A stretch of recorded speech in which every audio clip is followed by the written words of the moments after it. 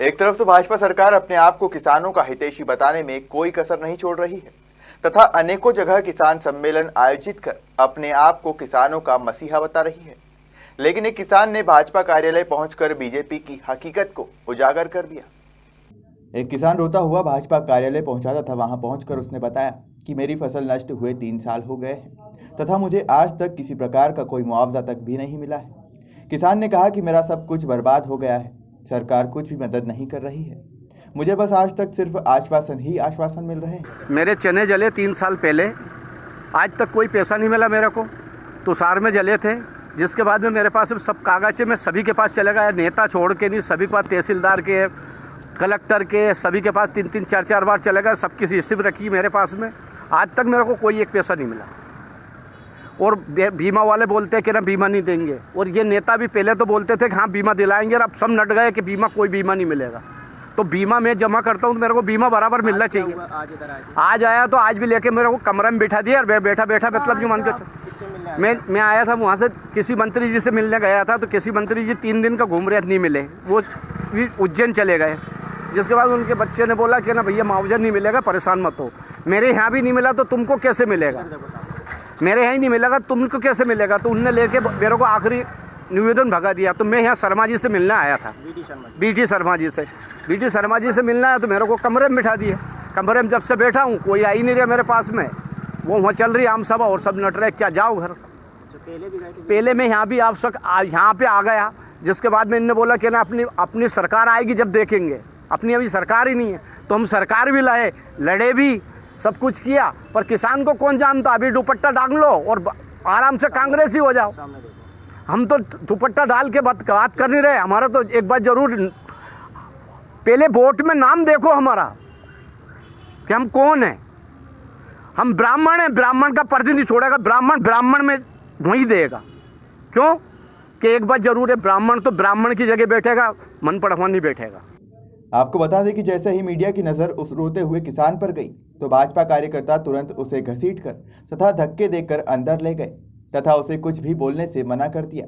वह आश्वासन देकर बैठा दिया।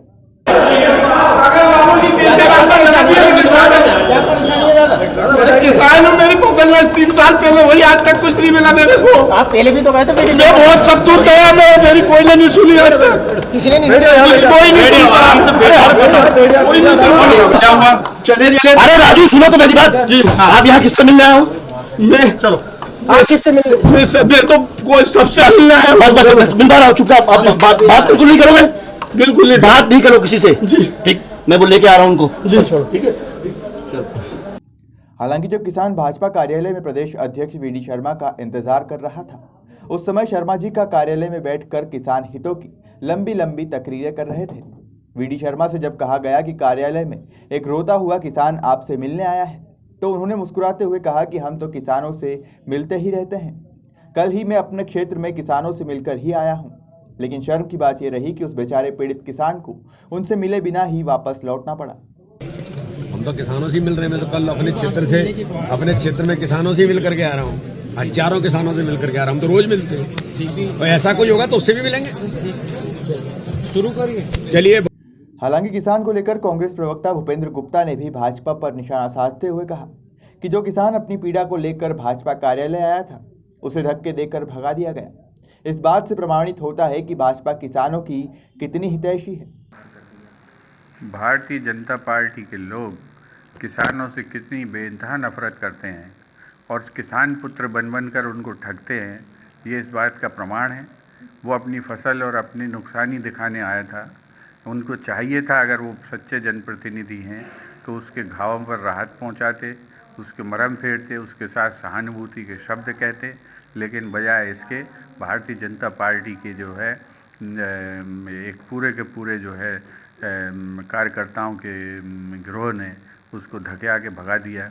ये बहुत ही दुर्भाग्यपूर्ण है, और किसान को ये किस स्थिति में व्यवहार उसके साथ करते हैं, इस बात का प्रमाण है। भारतीय जनता पार्टी को पूरे किसान समुदाय से माफ़ी मांगनी चाहिए, और मुख्यमंत्री को ऐसे कार्यकर्ताओं पर तत्काल एक्शन करना चाहिए जिन्होंने किसान के साथ इतना दुर्व्यवहार किया है, इतनी अभद्रता की है, और उसकी तकलीफ़ सुनने की बजाय उसको जो है धक्के मार के भगाया। खैर, अब देखना यह होगा कि किसान हितों की लंबी चौड़ी तकरीरें करने वाले मामा शिवराज, प्रदेश अध्यक्ष वीडी शर्मा व भाजपा के वरिष्ठ नेता आखिर कब तक ऐसे अनेकों किसानों को दरकिनार कर झूठे आश्वासन देते रहेंगे।